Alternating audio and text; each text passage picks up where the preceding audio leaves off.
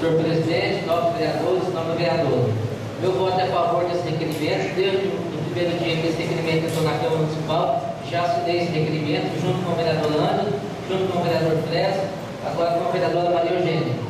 Quero dizer ao vereador Marco a opção de usar a tribuna de cada vereador.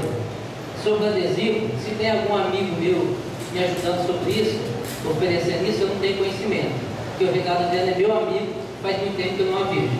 Agora, Vossa Excelência, usa a tribuna aqui, como disse o vereador Fresa, que é o papagaio bloqueado.